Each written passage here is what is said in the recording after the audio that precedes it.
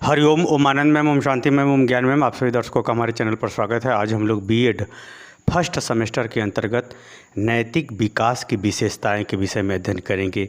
नैतिक विकास क्या है? प्रत्येक परिस्थितियों में, प्रत्येक व्यवहार में, प्रत्येक क्रियाकलाप में आपके उन नियमों का पालन करना जो देश काल वातावरण के अनुसार उपयुक्त हो, उसी को हम कहते हैं नैतिक विकास, यानी नैतिकता का विकास। यानी हर परिस्थितियों में उत्तम नियमों को सीखना, पालन करना, समझना, उसका अनुसरण करना, अपनाना, उसी के अनुसार अपना व्यवहार अपने लिए, समाज के लिए करना ही नैतिकता का विकास कहलाता है। तो ये जो नैतिकता का विकास है, इसकी कौन कौन सी विशेषताएं हैं जो महत्वपूर्ण हैं, जिसके आधार पर हम किसी को पहचान सकते हैं या किसी के व्यवहार को हम माप सकते हैं कि गलत है कि सही, नैतिक है या अनैतिक, इस बात को हम निर्धारित करते हुए उसके हम व्यवहार का मूल्यांकन कर सकते हैं। उसके गतिविधि का एक व्यवस्थित रूप से निर्धारण करते हुए विश्वास के साथ कह सकते हैं कि ये गलत है या सही।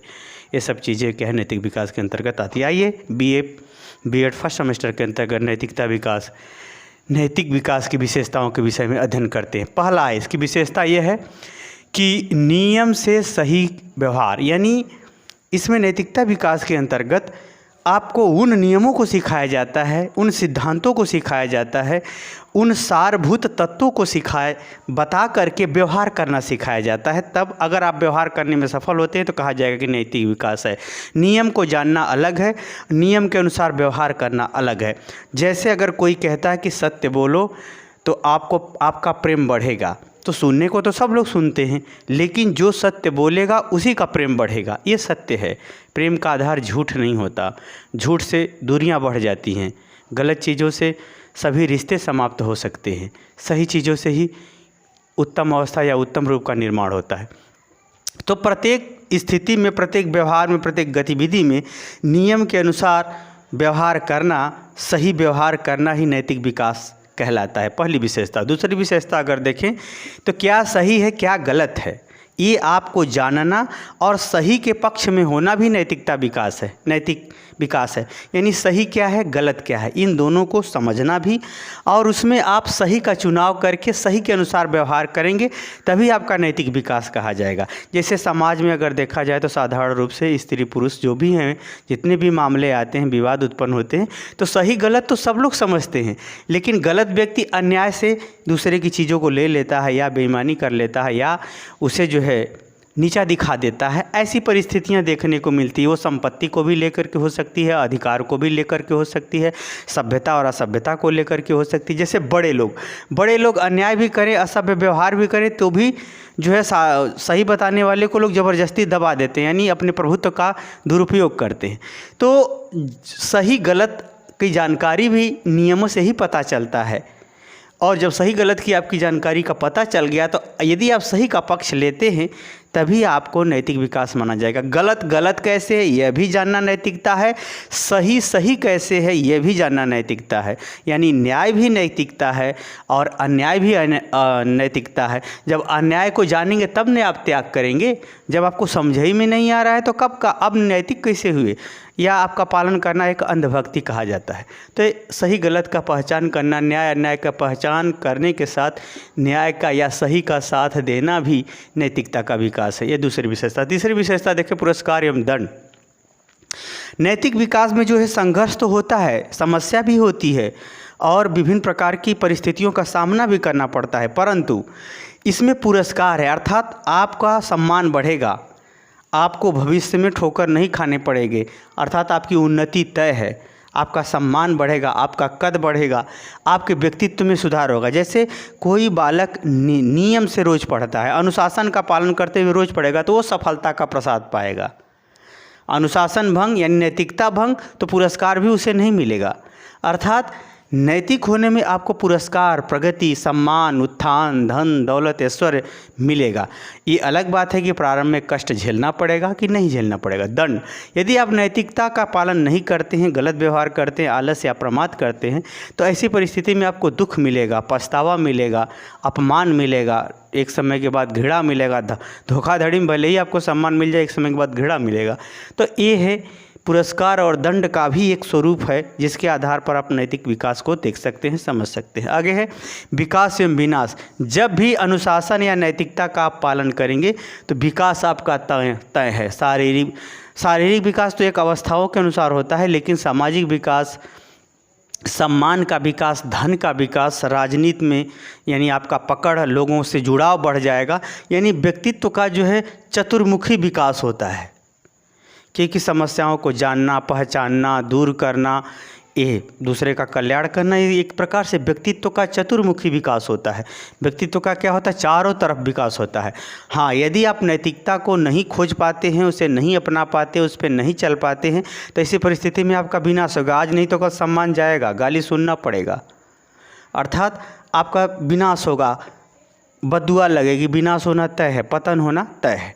तो विकास का सही रास्ता भी चुनना नैतिकता है, और विनाश को अगर आप चुनते हैं जानबूझ करके, तो फिर ऐसी स्थिति में जो है आपका पतन भी तय है। गलत व्यवहार को चुनते हैं, असत्य का व्यवहार पसंद करते हैं, झूठ कपट बोलते हैं, नशा वशा करते हैं, तो ऐसी परिस्थिति, नशा वाली परिस्थितियां भी आपके सद्बुद्धि से या सही निर्णय से हटाती हैं, तो उस परिस्थिति में विनाश होना भी तय है। यह भी नैतिकता विकास का एक विशेषता है।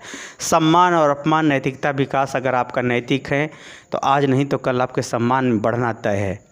सम्मान में अवश्य वृद्धि होती है, लोगों का लगाव आपसे बढ़ेगा, जुड़ाव बढ़ेगा, भावनात्मक लगाव बढ़ेगा, तो सम्मान आपका बढ़ता है। यदि आप गलत व्यवहार, गलत बातों पर ध्यान देते हैं या उस पर चलते हैं या उसका पक्ष लेते हैं, तो आज नहीं तो कल आपका सम्मान जाना तय है, अर्थात अपमान मिलना तय है। जब तक बाहुबल है, धनबल है, तब तक तो चाहे जो लोग चापलूसी कर लें, जैसे ही वो हटा घटा वैसे ही आपके ऊपर सब लोग हावी होना शुरू हो जाएंगे। वहाँ पर सम्मान या आत्मसम्मान भी नहीं बच पाता। तो ये भी एक नैतिकता का, सम्मान को बढ़ाना सही माध्यम से, सही व्यवहार के माध्यम से, तो जो है नैतिक विकास कहलाता है। अपमान का यहाँ तात्पर्य यह है कि जब आप दूसरे को, अगर आप दूसरे को संग आप गलत करेंगे, तो वह भले ही आपका विरोध कर पाए या न कर पाए, आपका पतन होना तय है। अर्थात क्यों पतन होना तय है? प्रकृति हिसाब सबका लेती है, व्यक्ति हिसाब ले पाए या ना ले पाए। अंधकार कहाँ से आता है, कहाँ जाता है, ये पता नहीं चलता, लेकिन सूर्य कहाँ से आते हैं, कहाँ जाते हैं, पता है। अर्थात अब जो गलत अनैतिक चीज़ें हैं, जो गलत चीज़ें हैं, वे आज नहीं तो कल गलत परिणाम ही दे करके जाएंगे। दूसरे का घर उजाड़ने वाले का घर कब तक बसा रहेगा? आज नहीं तो कल उसे पक्का है कि उजाड़ना तय है। तो ये कहने का मतलब है, अपमान की वजह, गलत व्यवहार, अगर गलत डिसीजन, गलत कार्य करते हैं तो पतन होना तय है, आज नहीं तो कल। अस्थाई एवं अस्थाई नैतिकता जो है आपको कुछ ऐसे नियम, ऐसे बातों को बताती है, ऐसे व्यवहार को बताती है, ऐसे संबंध को बताती है जो कुछ अस्थाई होते हैं, कुछ अस्थाई होते हैं। जैसे माता पिता, गुरु, ईश्वर, इन लोगों का महत्व कभी घटने वाला नहीं है। यानी ऐसा नियम का पता चला जो सदैव रहने वाला, अस्थाई। अच्छे लोग सदैव उपकार को मानते, अस्थाई नियम है। अस्थाई नियम, जैसे कोई बीमार पड़ गया तो सेवा कर दिया, आपकी नैतिकता हो गई सेवा करना। उसी तरह से कुछ ऐसा भी व्यवहार होता है जो अस्थाई होता है, जैसे किसी एक्सीडेंट हो गया, आप उठा के उसको हॉस्पिटल पहुंचा दिए, तो वह नैतिकता है, लेकिन कब तक? बस हॉस्पिटल तक या उसके सगे संबंधियों के आने तक, वो नैतिकता कही जाएगी। यानी नैतिकता का स्वरूप कुछ व्यवहारों को लेकर के, कुछ परिस्थितियों को लेकर के, अवसर के अनुसार अस्थाई और अस्थाई होता है। आगे हम चलें तो नैतिकता का जो 7वां विशेषता है, आधार या सिद्धांत पूर्ण नियम। कुछ नैतिकता के अंतर्गत हर व्यवहार में कुछ न कुछ एक विशेष ठोस रूप होता है। जैसे हमारे हड्डी के वजह से हमारे शरीर का एक निश्चित आकार बना हुआ, एक रंग बना हुआ, रूप बना हुआ है। उसी तरह से नैतिकता क्या होती है? प्रत्येक व्यवहार में नैतिकता पाई ही जाती है। उसका कुछ एक आधारभूत नियम होता है, आधारभूत उसका सिद्धांत होता है, जो देश काल वातावरण के अनुसार उत्तम नियम या उत्तम विधि को बताती है। यानी हर परिस्थिति में नैतिकता होती है, और नैतिकता का उसका कुछ निश्चित ठोस रूप होता है, कुछ ठोस नियम होते हैं उस परिस्थिति के अनुसार। ये अलग बात है कि वो ठोस हमेशा के लिए होगा या वह ठोस कुछ उस कार्य के लिए ही होगा, ये अलग बात है। लेकिन उसका कुछ न कुछ नियम होता है जो उस पूर्ण नियम को पकड़ लेता है, उस बात को समझ लेता है, उसके अनुसार व्यवहार कर लेता है, तो कहा जाएगा कि नैतिक विकास हुआ है। यह भी इसकी महत्वपूर्ण विशेषता है। आगे है आदर्श युक्त व्यवहार। आदर्श युक्त व्यवहार का तात्पर्य है कि ऐसा व्यवहार जो कार्य, परिस्थिति, समय इत्यादि परिस्थितियों में उत्तम रहा हो। क्या है? उत्तम रहा हो। जैसे बोलते तो सभी लोग हैं, भगवान राम भी बोलते थे, उनका बोलने का जो व्यवहार था अति उत्तम था। यही कारण है कि लोग उनके जैसा बोलना, उनके जैसा करना, उनके जैसा सोचना, उनके जैसा व्यवहार करना, उनके जैसा क्रियाकलापों को लोग हर रूप में देखते हैं। कहने का तात्पर्य यह है कि आदर्श युक्त जो आदर्श होता है, यानी किसी भी कार्य का जो उत्तम स्वरूप होता है, वह उत्तम स्वरूप हर परिस्थितियों में नियमों का पालन करने के कारण से होता है। तो उन आदर्श स्वरूपों का व्यवहार का अनुकरण करना या उसके अनुसार सोच समझ करके व्यवहार करना भी नैतिकता विकास का स्वरूप कहलाता है। आगे अगर हम चले 9वां विशेषता अगर देखें, सामाजिक दृष्टिकोण का अनुकरण। अगर हम सामान्य भाषा में देखें तो जो समाज का जो नियम है, जो समाज का सिद्धांत है, मान्यता है, परंपरा है, संस्कृति है, धर्म है, ये सब जितनी गतिविधियां सामाजिक हैं, उन सामाजिक गतिविधियों का अगर आप पालन करते हैं, उसका आप अनुसरण करते हैं या समाज के अनुरूप आप ढल जाते हैं, तो वह भी आपके नैतिक विकास का ही रूप है, वो भी नैतिकता का ही विकास माना जाएगा। जैसे अगर क्या सही बात है, भारतीय संस्कृति उत्तम संस्कृति है जिसमें सहयोग, सहानुभूति, प्रेम, सद्भाव, परिवार, समाज सब कुछ बना हुआ है, सब कुछ बढ़ने की प्रवृत्तियाँ रखती है। अगर कोई व्यक्ति कहता है कि हमको भारतीय समाज का हमको अच्छा नहीं लगता, यहाँ का वेशभूषा या ऐसा कपड़ा लत्ता ऐसा नहीं लगता, तो इसका अर्थ यह नहीं है कि वह जो है बहुत अच्छा सोच रहा है। जिसको विज्ञान, जिसको समाज, जिसको आध्यात्म, जिसको आज की आवश्यकता सही सिद्ध कर रही है, वह अगर उसका पालन करता है तो वह नैतिक है। और भारत में रह के ही भारतीय संस्कृति अच्छी न लगे तो निश्चित रूप से आप अनैतिक हैं, आप गलत हैं। ये अलग बात है कि आप कब सीखेंगे, कब समझेंगे, ये आप प्रकृति जाने, आपकी परिस्थिति जाने। कहने का तात्पर्य है कि समाज के अनुसार व्यवहार करना, समाज का अनुकरण करना, समाज के आदर्श, नियमों, मूल्यों को, रीति रिवाज, परंपराओं के अनुसार व्यवहार करना भी समाज के लिए नैतिकता का विकास है।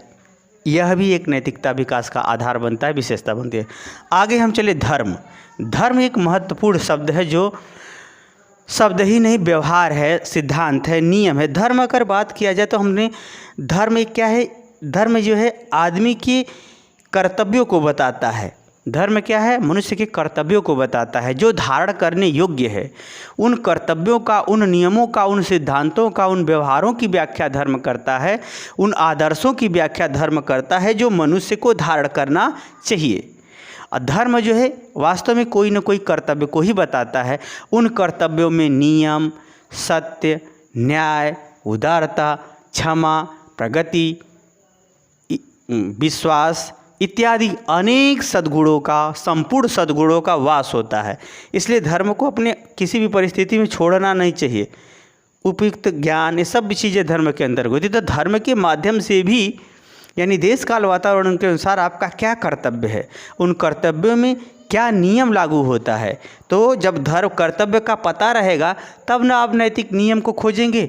जब आपको कर्तव्य का पता, धर्म का अर्थ अगर साधारण में लिया जाए तो कर्तव्य भी होता है। धर्म का अर्थ मस्त पूजा पाठ नहीं होता सिर्फ, या सिर्फ आध्यात्मिक ग्रंथों को पढ़ना ही धर्म नहीं होता। धर्म एक व्यवहार को भी बताता है, कर्तव्य को बताता है। तो जब कर्तव्य को देश काल वातावरण के अनुसार आप उपयुक्त कर्तव्य का चुनाव करते हैं तो आप धर्म को पहचान रहे हैं, और उस कर्तव्य को करने के लिए नियम, सिद्धांत, गतिविधियों का पालन करते हैं तो नैतिक विकास हो रहा है। तो धर्म के माध्यम से भी नैतिकता का विकास होता है। आगे है सभ्यता एवं संस्कृति। सभ्यता क्या है, संस्कृति क्या है? संस्कृति का तात्पर्य है कि संस्कार संबंधी गतिविधियाँ, जिसका संस्कार जितना ही अच्छा है, माता पिता का व्यवहार, उन लोगों के बीच में प्रेम, सदस्यों के बीच में सहयोग और सहानुभूति, सदस्यों के बीच में एक दूसरे का सम्मान, प्रेम की भाषा, खान पान, रहन सहन, बोली, जो कुछ भी है वो संस्कृति के अंतर्गत जितना ही अच्छा होगा उतना ही आपका नैतिकता का विकास होगा, यानी अच्छे नियमों का आपके अंदर विकास होगा। और सभ्यता का यहाँ तात्पर्य है कि समान भाव विचार जो समाज में पाए जाते हों, चाहे वेशभूषा से ले लीजिए, चाहे किसी मैनर से ले लीजिए, और चाहे जो है किसी हृदय की व्यापकता को ले लीजिए, या एक दूसरे से लगाव या जुड़ाव को ले लीजिए। सभ्यता का मतलब समाज में समान रूप से जो व्यवहार पाए जाते हैं, वरवली सामान्य, घर के अंदर का नहीं, समाज में पाए जाते हैं। जो परिवार से बाहर का व्यवहार होता है, जो समान रूप से पाया जाता है, जहाँ तक पाया जाता है वहाँ की वो सभ्यता कही जाती है। जैसे अतिथियों का आप कैसे सम्मान करते हैं, हर समाज में अतिथियों के सम्मान का महत्व का अलग अलग रूप है, तो उस समाज का वो सभ्यता कहलाता है। समाज का समान व्यवहार जो परिवार से बाहर पाया जाता है उसे सभ्यता कहते हैं। तो सभ्यता और संस्कृति का जितना ही आप फॉलो करेंगे, जितना ही उसके नियमों का, पद्धतियों का, व्यवहारों का अनुसरण करेंगे, जितना ही आप उसके अच्छाई के प्रति सहिष्णु होंगे, उस अच्छाई को बनाए रखेंगे, उतना ही आपका नैतिक विकास माना जाएगा। अगला है संविधान, यानी हमारे अगर आधुनिक लोकतंत्र की बात करें तो संविधान भी क्या करता है, एक नियम बताता है, एक नैतिकता की ही व्याख्या करता है कि समाज में ऐसे ऐसे व्यवहार सही हैं, ऐसे ऐसे व्यवहार गलत हैं, ये इनका अधिकार है, ये इनका कर्तव्य है, और जनता का क्या अधिकार है, क्या कर्तव्य है, नेता का क्या अधिकार, क्या कर्तव्य है, न्यायालय का क्या अधिकार, क्या कर्तव्य है, सामान्य परिस्थिति में क्या अधिकार, क्या कर्तव्य है, अपराध की परिस्थिति में, आक्रमण की परिस्थिति में, आर्थिक समस्या के परिस्थिति में, आवश्यकता के संदर्भ में, जीवन यापन के संदर्भ में, सुरक्षा के संदर्भ में, शांति व्यवस्था के संदर्भ में, विकास के संदर्भ में, क्रय विक्रय के संदर्भ में, व्यापार के संदर्भ में, आजीविका के संदर्भ में, कृषि के संदर्भ में, उद्योग के संदर्भ में, इत्यादि अनेकों सारी चीज़ें हैं। उनके संदर्भ में संविधान क्या करता है, एक सुनिश्चित नियम को बताता है। तो जितना ही संविधान का आप फॉलो करेंगे, नियम का फॉलो करेंगे, उतना ही आपका नैतिक विकास है, और जितना ही आप फॉलो करेंगे संविधान का, उतना ही देश की उन्नति होती है। ये तय है। विश्व में जितने भी विकसित देश हैं वो संविधान का फॉलो करके ही हुए हैं, क्योंकि जितने डिफ़ॉल्टर होते हैं किसी भी देश में, वो नियम को ही तोड़ने में अपना वर्चस्व, अपनी धन कमाना चाहते हैं। कहीं भी अगर अनुशासन का पालन किया गया है, नैतिकता का पालन किया गया है, तो विकास तय है। आप ही नियम से 2-3 साल पढ़ के देखिए, आप वहीं से कंपटीशन निकल जाएगा। जहाँ आप नियम को त्यागे, वैसे ही आपके विकास का या आपके सफलता का कोई निश्चित स्वरूप तय नहीं किया जा सकता। हो भी सकता है, नहीं भी हो सकता है, लेकिन जो नियम को धारण कर रखा है वह जो निश्चित रूप से सफल होगा। तो संविधान भी एक प्रकार की नैतिकता की ही व्याख्या करता है, जो शासन और लोग जनता के बीच में लोकतांत्रिक शासन व्यवस्था के अंतर्गत विधायिका, कार्यपालिका और न्यायपालिका, इनके माध्यम से वह अपनी क्रियाकलापों का संपादन करती रहती है और उसका संचालन करती रहती है। जो देश में जितना ही अच्छे ढंग से संचालन होगा, उस देश में उतना ही नैतिक विकास होगा, उतनी ही शांति व्यवस्था, उतना ही जनता का उन्नति और प्रगति भी होता रहेगा। तो इस संविधान के माध्यम से भी हम नैतिकता का विकास होता है। जितने भी अच्छे नेता हैं संविधान का फॉलो करते हैं, जितने भी डिफ़ॉल्टर अधिकारी हैं, नेता हैं, सब नियम को तोड़ करके बस कर्म से वेश्याओं की भांति बस धन बटोरते रहते हैं।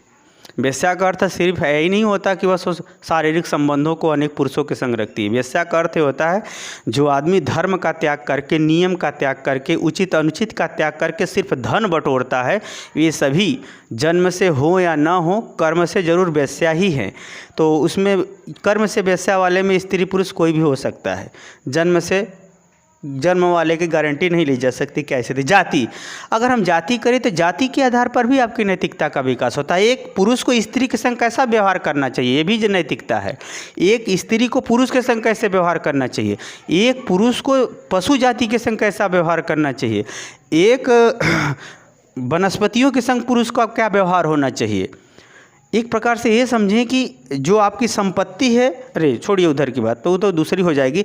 जाति के अंतर्गत स्त्री पुरुष अन्य जीव जंतुओं के संदर्भ में आपका जितना ही उचित व्यवहार होगा उतना ही आपका नैतिक विकास हुआ है, और जितना ही गलत व्यवहार होगा उतना ही आपका अनैतिक विकास यानी पतन होना तय है। आगे है सामाजिक कल्याण। नैतिकता विकास का जो मेन सिद्धांत होता है वह व्यक्तिगत और सामाजिक कल्याण, यानी इसमें भलाई निहित होती है। वर्तमान में भलाई, भविष्य में भलाई, अर्थात प्रकृति को संपोषित करते हुए, अपने व्यवहार और व्यक्तित्व को संपोषित करते हुए अपना कल्याण और समाज के कल्याण की भावना, व्यवहार, क्रिया भी नैतिक विकास के अंतर्गत शामिल की जाती है, जिसमें व्यक्ति का वर्तमान और भविष्य दोनों सुरक्षित होता है। तो मानव कल्याण की भावना भी नैतिक विकास है। जैसे अगर हम बात करें तो भारत जब गुलाम था तो विदेशों में जो दार्शनिक हुआ करते थे वे कहते थे, उनके अंदर एक सामाजिक कल्याण की भावना थी कि इन लोगों के संग सच में अत्याचार हो रहा है। ऐसे परिस्थिति में इसका यही उपाय है कि ये लोग आज़ाद करा लें, या ये लोग सतत प्रयास करते हुए वहाँ तक अपनी आवाज़ को, अपने संघर्ष को बढ़ाएं कि वह शासन सत्ता चली जाए। उसी तरह से ऐसे भी लोग होते हैं जो कुछ नहीं कर सकते तो सद्भावना, सद्विचार, भगवान से प्रार्थना करते रहते कि इनका कल्याण हो। वह भी एक प्रकार का क्या है, नैतिक विकास ही है या सामाजिक कल्याण ही है। तो सामाजिक कल्याण की भावना, व्यवहार, क्रिया इत्यादि रखना भी क्या है, नैतिक विकास है। तो ये सब नैतिक विकास की विशेषताएं हैं। और हकीकत बात कहा जाए तो हर जगह नियम है, हर जगह अनुशासन है। जो जितना इसका फॉलो करेगा वो उतना आगे जाएगा। नैतिकता ही मानव जीवन का आधार है। जिसके जीवन में नैतिकता नहीं उसका कोई विकास नहीं। यदि विकास है तो सिमट गया है। अगर किसी स्तर पर अनैतिकता होती है वहाँ से पतन होना तय है। नैतिकता उन्नति का सदैव मार्ग प्रशस्त करती है। मुझे उम्मीद है कि मेरा व्याख्यान आप समझ गए हों। समझ गए तो कमेंट बॉक्स में ज़रूर बताइए। साथ ही मेरे चैनल को लाइक शेयर सब्सक्राइब भी कीजिए। हरिओम।